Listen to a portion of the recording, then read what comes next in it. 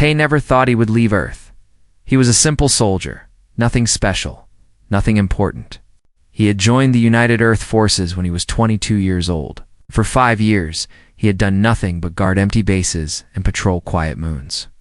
His life was boring, and he had accepted that it would always be boring. Then the orders came.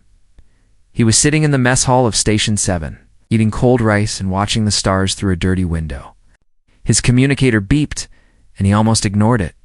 But something made him look. The message was short. Report to command. Immediate transfer. Diplomatic mission. Tay read the message 3 times. There had to be a mistake. Soldiers like him did not get diplomatic missions. Those went to officers with clean uniforms and perfect records. Tay had neither. But orders were orders, so he packed his small bag and reported as told.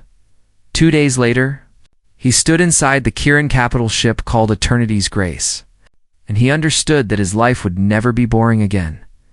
The Kirins were not like humans. They were tall, almost 2 meters each, with silver skin that seemed to glow under any light. Their eyes were the strangest part. The colors changed depending on their feelings. Blue meant calm. Red meant anger. Green meant happiness. Tay had memorized the chart they gave him during training, but seeing it in person was different. It was beautiful and terrifying at the same time. Humanity had met the Kirins only 3 years ago. A human exploration ship had wandered into Kirin space, and instead of destroying it, the Kirins had been curious. They studied humans the way scientists study insects. They found humans interesting but not impressive. Humans lived for only 80 or 90 years. Kirins lived for thousands. To them, humans were like mayflies, born and dead in the blink of an eye. Tay felt their judgment every time they looked at him. He was assigned as a secondary escort for Princess Vila, the queen's only daughter. The princess was visiting human colonies as a sign of peace between their people. It was supposed to be a simple mission. Smile, stand still, and do not cause problems. Princess Vela was young for a Kirin. She was only 200 years old, which meant she was like a teenager in their culture. She had her mother's silver skin, but softer features. Her eyes were usually a calm blue, but when she looked at Tay, they shifted to a curious purple. "You are the human guard," she said on the first day. It was not a question, "Yes, Your Highness," Tay replied. He kept his eyes down, as he had been trained to do. "Look at me," she commanded. Tay looked up. The princess studied his face like she was reading a book. Her purple eyes moved over his features, his dark hair, his brown skin, the small scar on his chin from a childhood accident. "You're so small," she said finally, "and so fragile. How do you survive?" "We are careful, Your Highness," Tay said. The princess laughed. It was a cold sound, not cruel, but not kind either. "Careful," she repeated. "Yes, I suppose you must be."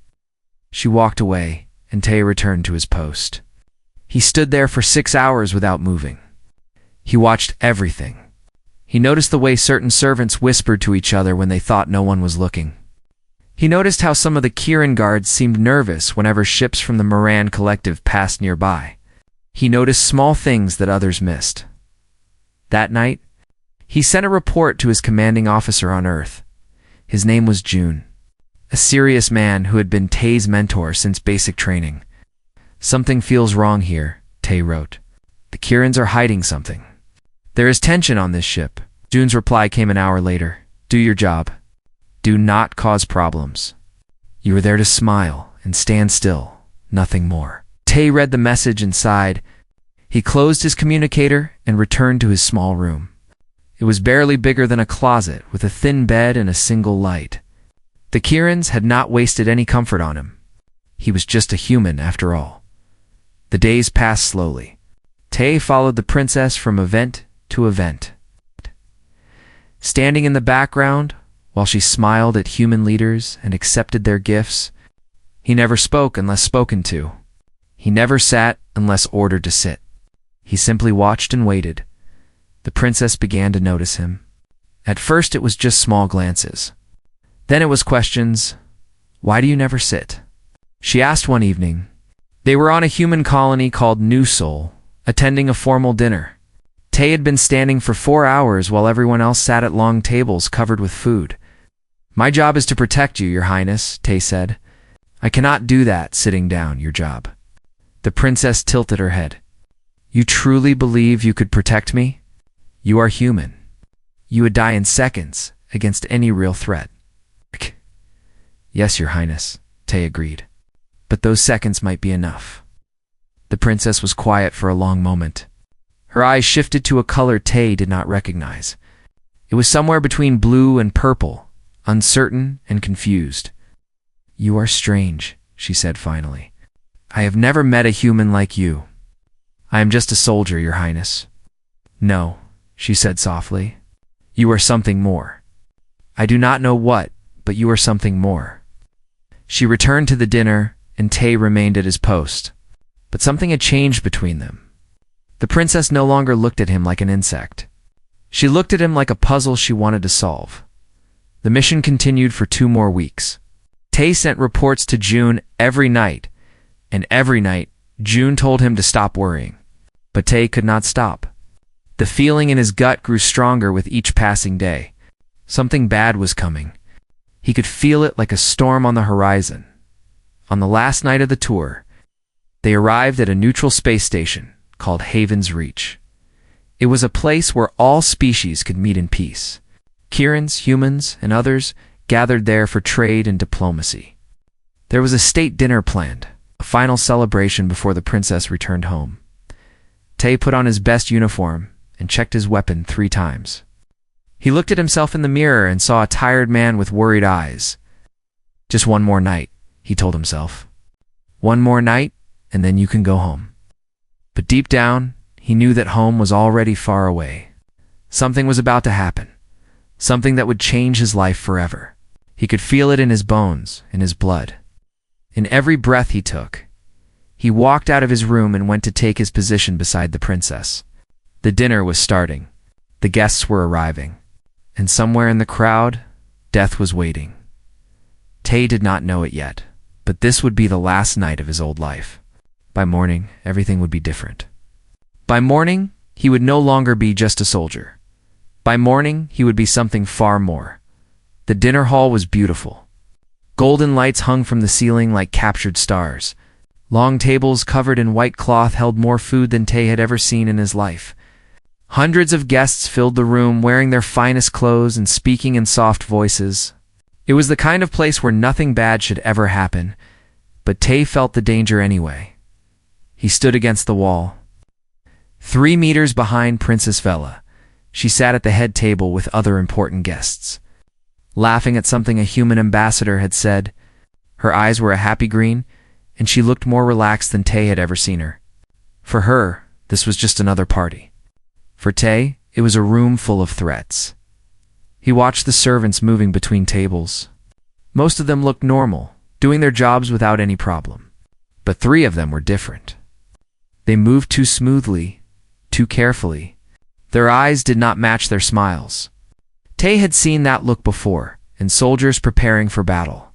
He reached for his communicator to alert the Kirin guards. But before he could touch it, one of the servants looked directly at him.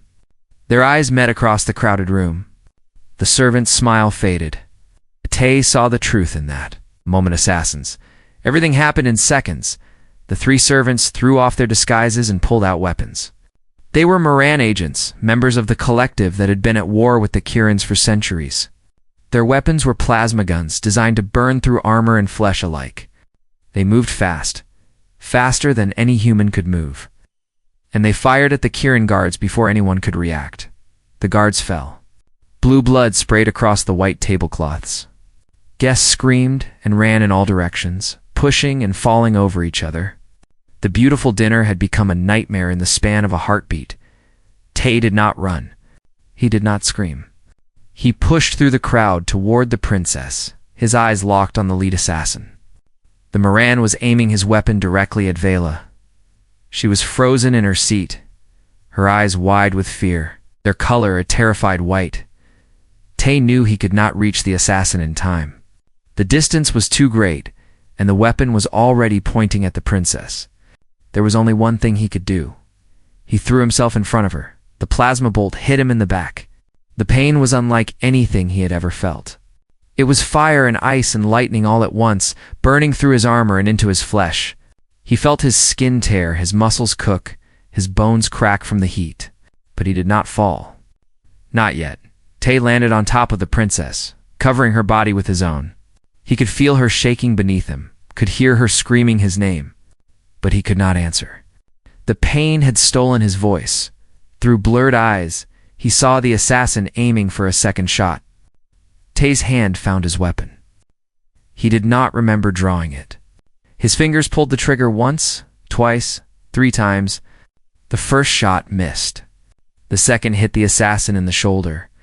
The third went through his head. The assassin fell. Tay turned his weapon toward the second attacker. His vision was going dark at the edges, but he could still see the shape moving toward them. He fired again. The bullet found its target. Another body fell. The third assassin ran. Kirin guards had finally recovered and were chasing him. Tay heard shouting, more gunfire, then silence. The attack was over. He tried to move, but his body would not obey. The plasma wound in his back was too deep.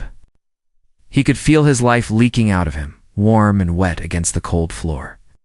"Human," the princess whispered beneath him. Tay, please." He wanted to tell her it was okay.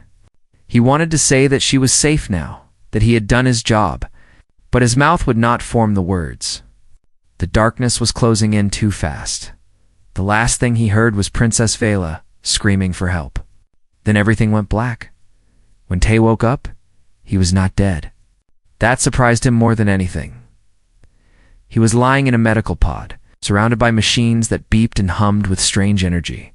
His body felt distant, like it belonged to someone else. He tried to move his hand and found that he could, but only barely. A face appeared above him. It was a Kirin medic, her silver skin glowing under the bright lights. Her eyes were a worried yellow. "Do not move," she said. "Your heart stopped twice. We had to rebuild most of your back. You should not be alive." "The princess," Tay managed to whisper. "Is she safe?" The medic stared at him. Her eyes shifted to a confused purple. "You almost died, and your first question is about the princess. Is she safe?" Tay repeated. "Yes, she is unharmed. Because of you." Tay closed his eyes and let out a long breath. The relief was so strong that it hurt. He had done it. He had protected her. The medic left, and for a while, Tay was alone with the beeping machines. His mind drifted in and out of consciousness. He dreamed of Earth, of his mother's cooking, of rain falling on green fields. Simple things. Human things. When he woke again, Princess Vela was sitting beside his pod. Her eyes were a deep violet, and there were marks on her face where tears had dried. "You are stupid," she said. Her voice was shaking. "You are the stupidest creature I have ever met." "Thank you, Your Highness," Tay whispered. "Thank you." She stood up, her hands balled into fists. "You almost died. You threw your only life away for me. Humans live for what, 80 years? 90? And you were willing to give up all of that in one moment." "No, it was my job." "No." The princess shook her head. "It was not your job. The Kirin guards are supposed to protect me. You are supposed to stand in the background and look pretty. No one expected you to do what you did." "Then why are you angry?" Tay asked. The princess was quiet for a long moment. When she spoke again, her voice was soft. "Because I do not understand you. My people live for thousands of years. We think about every decision for decades. We never risk anything because we have so much time to lose. But you did not even hesitate. You saw the weapon, and you moved. Why?" Tay thought about the question.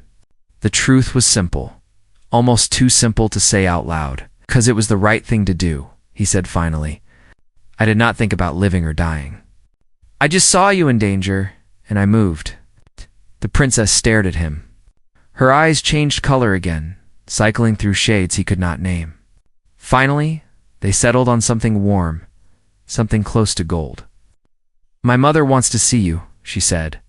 "When you are well enough to move, you will be brought to her." The Queen? Tay felt a cold fear in his chest. Why does the Queen want to see me? Because you saved her daughter's life. The princess leaned closer, her silver face filling his vision. And because my mother has not been interested in anything for 500 years? But she watched the recording of what you did 12 times. She cannot stop watching it. The princess stood and walked toward the door. She paused at the entrance and looked back at him. You changed something today, human. I do not know what it means yet, but you changed something. And I think my mother knows exactly what it is. She left, and Tay was alone again. He stared at the ceiling and tried to understand what had just happened. He had saved the princess. He had almost died. And now, the Queen of the Kirin Empire wanted to see him. His boring life was definitely over. Queen Nora had lived for almost 4,000 years. She had seen empires rise and fall. She had watched stars burn out and new ones be born. She had loved and lost more times than she could count. Nothing surprised her anymore. Nothing moved her heart. She had become like stone, cold and eternal and unchanging, until she watched the recording. She sat alone in her private chamber aboard the Imperial flagship, a room of black walls and silver light where no one else was allowed. The recording played on the screen in front of her. Showing the dinner hall on Haven's Reach, she watched the assassins attack. She watched the guards fall. She watched her daughter freeze in terror, and she watched the human move. He was so small compared to everyone else in the room. His body was soft and breakable, his lifespan barely a breath in the span of her existence. But he moved without hesitation, without fear, without even the smallest pause to consider his own survival. He threw himself in front of the plasma bolt like it was the most natural thing in the world. The Queen watched the moment of impact. She saw the human's face twist in agony as the weapon burned through his back. She saw him fall on top of her daughter, covering Vela completely with his dying body. And then, impossibly, she saw him raise his weapon and kill 2 assassins before his heart stopped. She played the recording again, and again, and again. 12 times she watched it. 12 times she studied the human's face in that final moment before he jumped. There was no calculation there, no hope of reward, no plan for survival. There was only one thing, pure, absolute determination to protect someone else. The Kirins had a word for this kind of behavior. They called it Velith, the madness of mortality. They believed only creatures with short lives could act so recklessly because they had so little to lose. When you live for thousands of years, every moment becomes precious. You do not throw your life away for anyone. But watching this human, Queen Nora saw something her people had forgotten. She saw fire. She saw passion. She saw a will to protect that burned brighter than any star. And for the first time in 500 years, she felt something move inside her cold heart. She summoned Commander Iris, her most trusted military advisor. Iris was old, nearly 1,000 years, with eyes that rarely showed any color other than calm blue. The human soldier, the Queen said. Bring him to me when he is well enough to move. Not to the throne room. To my private chambers? Iris's eyes flickered to a surprised orange. Your Majesty, that is highly irregular, I am aware. The Queen's voice was soft, but carried absolute authority. Do it. 3 days later, Tay woke up in a room he did not recognize. It was not the medical bay. The walls were black and smooth like glass, and the only light came from silver lines that glowed like veins in the darkness.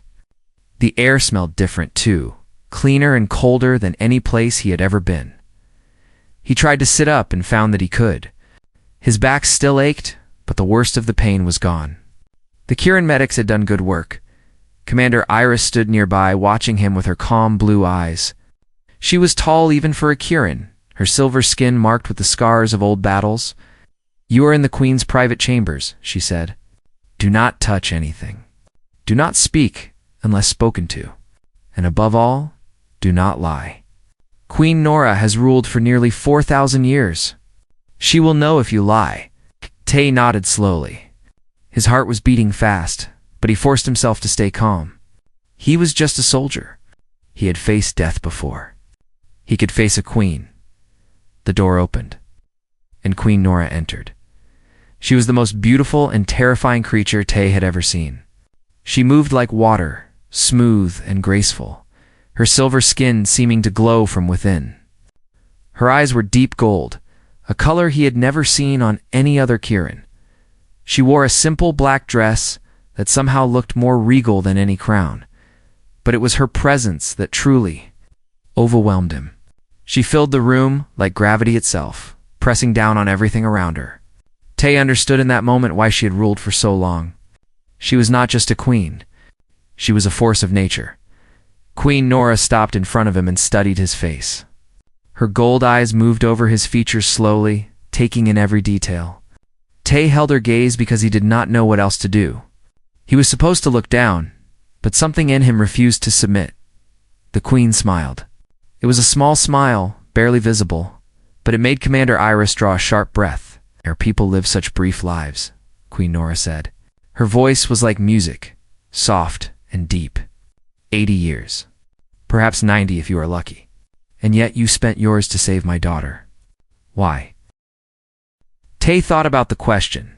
He could give many answers.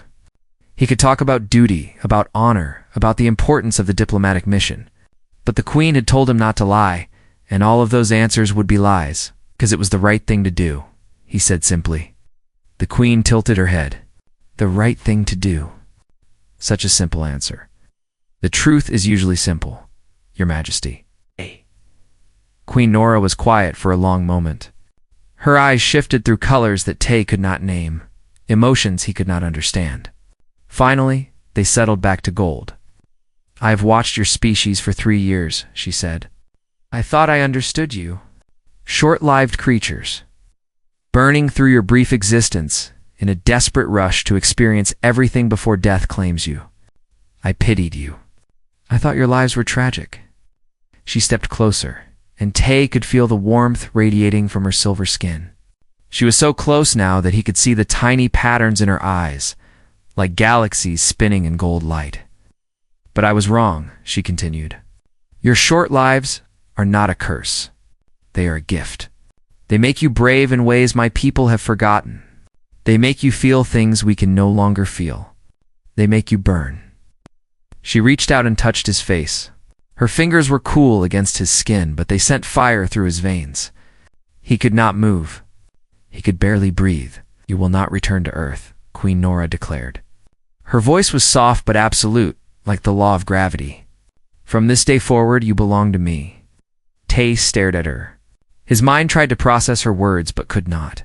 "Your Majesty, I am a soldier of the United Earth Forces. I cannot simply—" "You can," she interrupted. "And you will. I invoke the right of valor, an ancient law of my empire. Any being who saves royal blood through personal sacrifice may be claimed by the crown. You saved my daughter. You are mine now." Commander Iris stepped forward, her eyes a worried yellow. "Your Majesty, this law has never been applied to a non-Kirin. The political consequences will be managed," the queen said, without looking at her. Her eyes remained fixed on Tay. "This human showed more courage in one moment than my guards have shown in centuries. I will not let him go back to some forgotten moon to waste what remains of his brief life." She released his face and stepped back. The warmth faded, and Tay felt suddenly cold. "You will be my personal guard," she said. "You will stand beside me in all things. You will advise me on matters of war and peace. And in return, I will give you a life beyond anything you have ever imagined." Tay wanted to argue. He wanted to say that he had rights, that Earth would protest, that she could not simply claim him like property. But when he looked into her golden eyes, all his arguments died in his throat, because deep down, in a place he did not fully understand, he did not want to go back to Earth. He wanted to stay in this room, with this impossible queen, and see where this strange new path would lead. But, yes. "Your Majesty," he said quietly. The queen smiled again, and this time the smile reached her eyes. "Good, then let us begin." The news spread across the galaxy like wildfire. Queen Nora of the Kirin Empire had claimed a human soldier as her own. The ancient right of valor, unused for over 1,000 years, had been invoked for a creature that most Kirins considered barely more than an animal. Earth was furious. Tay's commanding officer. June sent message after message demanding his release. The United Earth Forces called it kidnapping. Human politicians made angry speeches about respect and sovereignty. For 3 days, it seemed like the fragile peace between humans and Kirans might shatter completely. But Queen Nora did not bend. She stood before the Galactic Council and explained the law. The right of valor was clear. Any being who saved royal blood through personal sacrifice could be claimed by the crown. The law made no mention of species. A Kiran who saved the princess would be claimed. A human who saved the princess would be claimed. The law was the law. The council had no choice but to accept her argument. The right of valor was ancient and absolute. Not even Earth's protests could change it. Tay watched all of this from his new quarters aboard the Imperial flagship. His room was nothing like the closet he had been given before. It was large and bright, with windows that looked out at the stars. The bed was soft, the food was good. Servants came 3 times a day to make sure he had everything he needed. He should have been grateful. Instead, he felt lost. Part of him still wanted to go home. He missed Earth's blue skies and green trees. He missed the sound of rain and the smell of cooking food. He missed June and the other soldiers who had become his family. Everything here was beautiful, but nothing felt real. And then there was the Queen. She summoned him every day. Sometimes they walked through the ship together and she showed him the wonders of Kiran technology. Sometimes they sat in her private chamber and she asked him questions about Earth, about humanity, about the way his people thought and felt. She was curious about everything, like a child discovering a new toy. But she was not a child. She was ancient and powerful, and Tay never forgot that for a moment. Even when she smiled at him, even when she laughed at his jokes, he could feel the weight of her 4,000 years pressing down on him. "You were afraid of me," she said one evening. They were alone in her chamber, sitting across from each other with cups of Kiran wine between them. The wine was sweet and made Tay's head feel light. "Yes, Your Majesty," he admitted. "There was no point in lying. Good. You should be afraid." She took a sip of her wine, her gold eyes watching him over the rim of the cup. "I have destroyed entire worlds when they threatened my empire. I have killed millions without hesitation. I am not a kind person, Tay. I am not even sure I am still a person at all." "Then why did you save me?" Tay asked. "You could have let me die. You could have sent me back to Earth. Why did you claim me?" The Queen was quiet for a long moment. When she spoke again, her voice was different, softer, almost vulnerable. "Because you reminded me of something I had forgotten," she said. "You reminded me what it feels like to burn." She stood and walked to the window. The stars stretched out before her, infinite and cold. "When you live for thousands of years, you begin to feel less," she continued. "Every emotion fades. Every passion dies.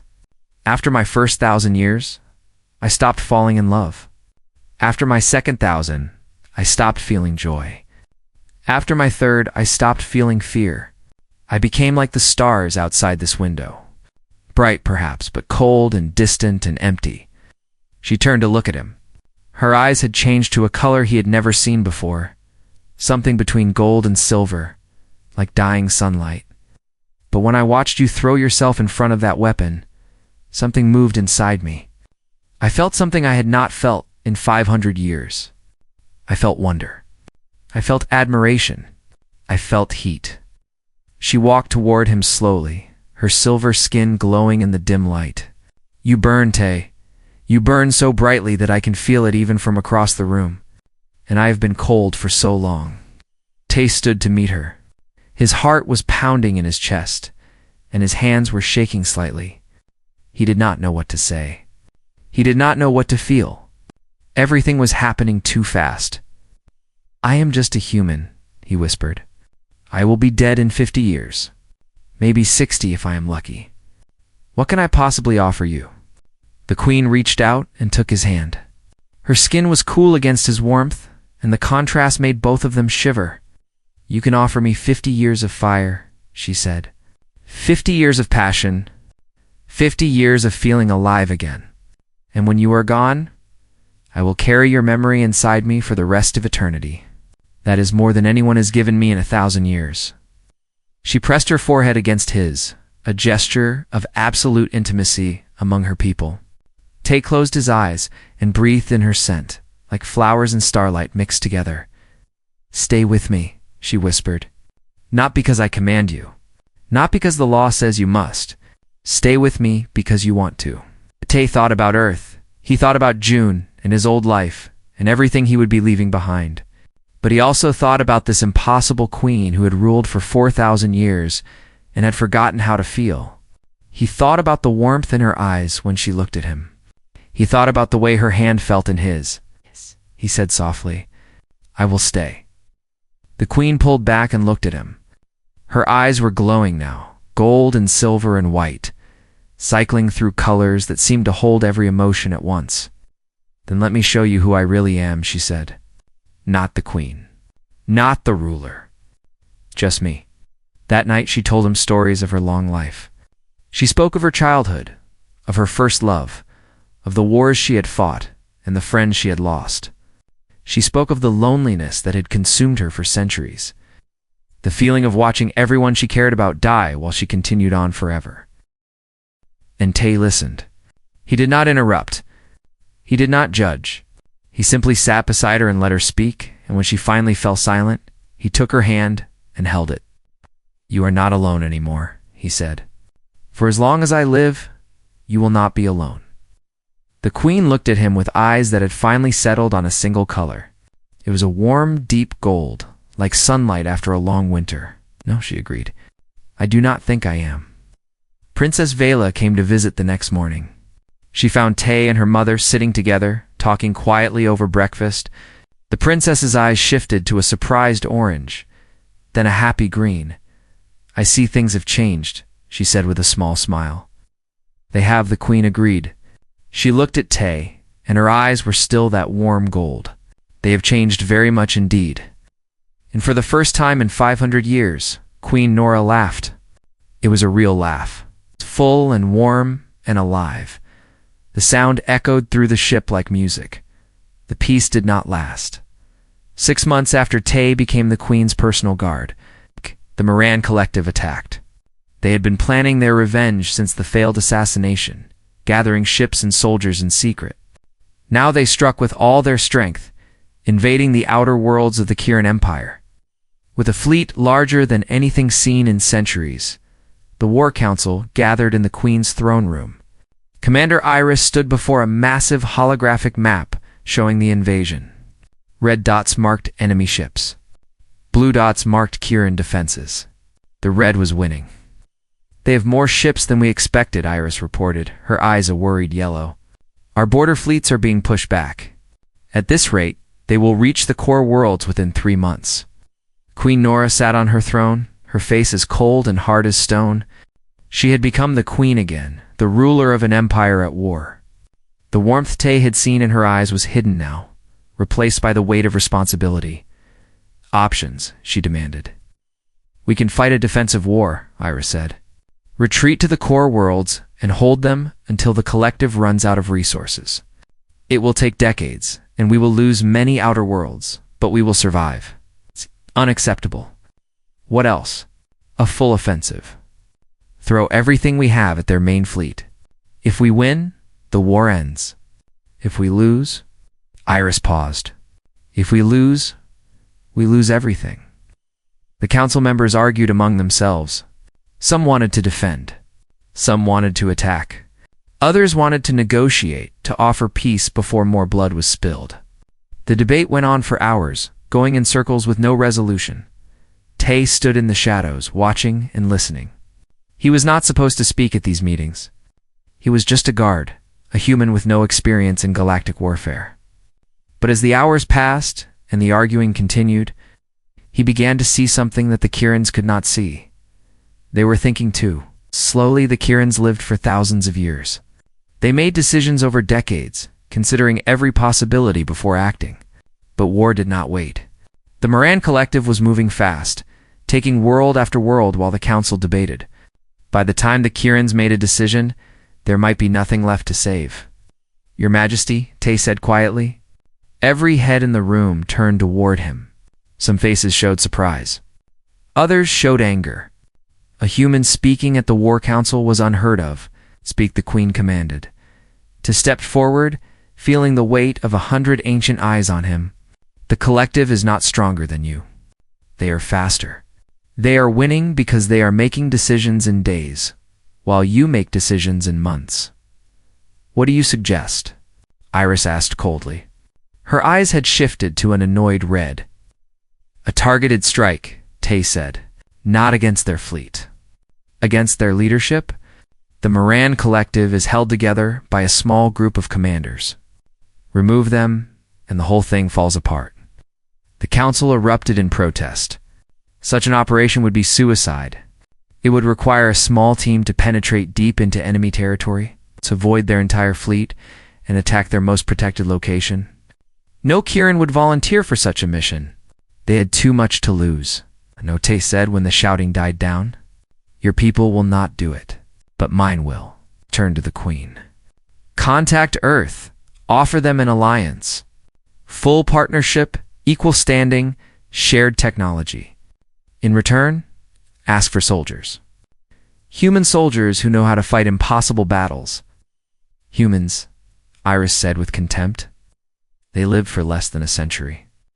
What can they possibly offer? Everything, Tay replied. We have been fighting impossible wars since we learned to hold weapons.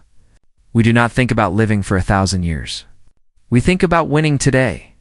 That is exactly what you need. The room fell silent. Queen Nora studied Tay with her golden eyes, and he could see her mind working behind them. She was considering his words, weighing them against 4,000 years of experience. Finally, she stood. Contact Earth, she commanded. Tell them we offer full alliance, and tell them we need their bravest soldiers for a mission that will probably kill them.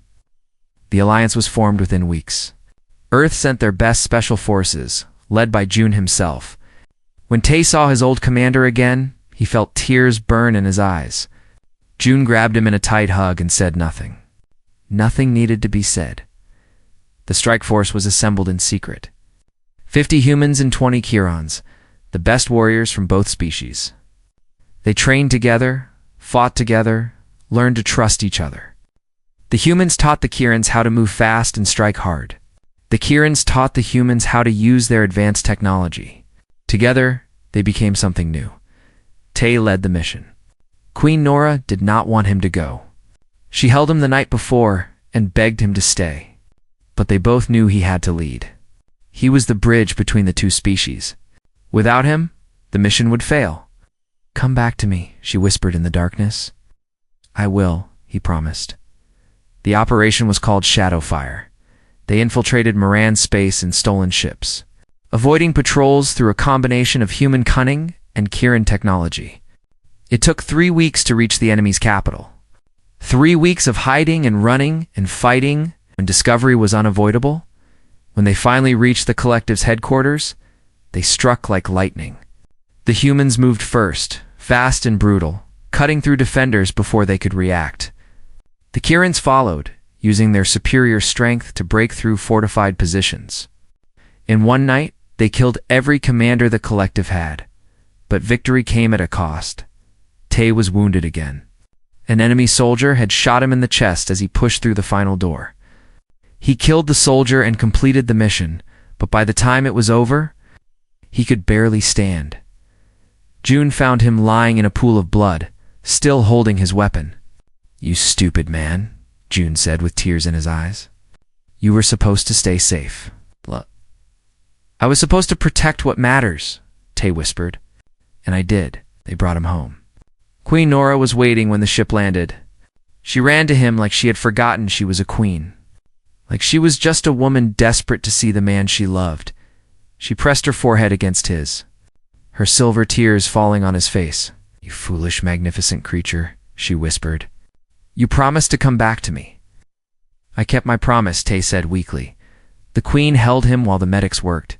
She did not leave his side for 3 days, not even to eat or sleep. And when Tay finally opened his eyes and saw her there, her gold eyes bright with tears and joy, he knew that everything had been worth it. The war ended quickly after that. Without its leaders, the Moran Collective collapsed into chaos. Within months, they sued for peace. The Kirin Empire was saved, and humanity was no longer seen as a primitive species to be ignored. Queen Nora called a great assembly to honor the heroes of Shadow, Fire. Before the gathered nobles and ambassadors from 100 worlds, she made an announcement that shocked them all. "This human," she said, taking Tay's hand, "saved my daughter with his body. He saved my empire with his courage. And he saved my heart with his fire. From this day forward, he is no longer my guard. He is my royal consort, my partner in all things, now and forever." The assembly erupted in noise. Some cheered. Some protested. But the queen did not care. She looked only at Tay, her eyes glowing with that pure white light of eternal devotion. "I do not deserve this," Tay said quietly. "No," the queen agreed. "You deserve more. But this is all I can give." She kissed him then, in front of the entire galaxy. A human and a Kirin queen, joined together in a bond that defied all logic and tradition. In the years that followed, Tay stood beside Queen Nora as her equal partner. He brought human fire to her ancient wisdom. He taught her to feel again, to laugh again, to love again. And she gave him a life beyond anything he had ever imagined, life of purpose and meaning and joy. When Tay finally died, 60 years later, he passed peacefully in the queen's arms. His hair had turned white, his face had grown wrinkled, but his eyes still held that same fire that had captured her heart so long ago. "Thank you," he whispered with his last breath, "for everything." Queen Nora held him for a long time after he was gone. Her tears fell like rain, silver drops that seemed to hold all the love and pain of 4,000 years. She had known this day would come. She had known from the beginning that their time would be short. But as she looked at his peaceful face, she did not regret a single moment. He had given her 50 years of fire, 50 years of passion, 50 years of feeling alive, and she would carry his memory inside her for the rest of eternity, just as she had promised.